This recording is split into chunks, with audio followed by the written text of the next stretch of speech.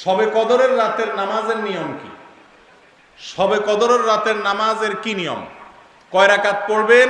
প্রথম রাকাতে কোন সূরা পড়বেন, কতবার পড়বেন? দ্বিতীয় রাকাতে কোন সূরা পড়বেন, কত রাকাত পড়বেন? জানা আছে তো আপনাদের? জানা নাই? একজনও জানেন না? ইন্না লিল্লাহি ওয়া ইন্না ইলাইহি রাজিউন। হাজার হাজার মানুষের বিশাল সমাবেশ, আপনারা একজনও শবে কদর নামাজের নিয়ম জানেন না? এটা তো খুব খারাপ কথা ভাই, নিয়ম তো জানতে হবে। আচ্ছা আমি বলে দিচ্ছি, শবে কদরের নামাজের নিয়ম হলো অন্য যে কোনো নামাজ যেভাবে পড়েন শবে কদরের নামাজও একইভাবে পড়বেন। এই হলো শবে কদরের নামাজের নিয়ম।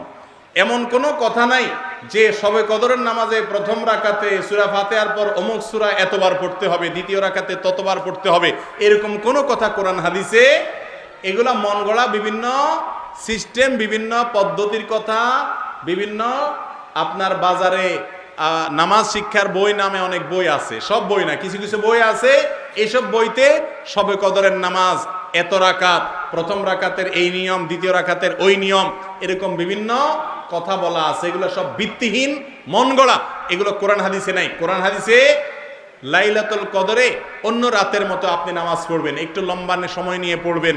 যে কোনো রাতের নামাজ, তাহাজ্জুদের নামাজ লম্বা সময় নিয়ে পড়তে হয়, দীর্ঘ রাকাত, দীর্ঘ রুকু, দীর্ঘ সিজদা, আস্তে আস্তে তেলাওয়াত, আস্তে আস্তে তাসবিহ এবং সময় নিয়ে পড়বেন। দুই রাকাত করে পড়বেন, যে কোনো সূরা দিয়ে পড়তে পারেন, একবার পড়বেন না দুইবার পড়বেন সূরা ফাতিহার পরে সূরা, এটা আপনার ব্যাপার, কোনো সূরা নির্ধারিত না। আপনি লাইলাতুল কদরের একটা জিনিস নির্ধারিত, সেটা হলো একটা দোয়া হাদিসে বর্ণিত হয়েছে, আম্মা জানা আয়েশা রাদিয়াল্লাহু তাআলা আনহাকে নবী করিম সাল্লাল্লাহু আলাইহি ওয়াসাল্লাম শিক্ষা দিয়েছেন, তুমি যদি লাইলাতুল কদর পাও তাহলে দোয়া করবা। কি দোয়া? আল্লাহুম্মা ইন্নাকা আফুউন তুহিব্বুল আফওয়া ফাআফু আন্নী। আল্লাহ আপনি ক্ষমাশীল, ক্ষমা করতে ভালোবাসেন, অতএব আমাকে ক্ষমা করে দেন।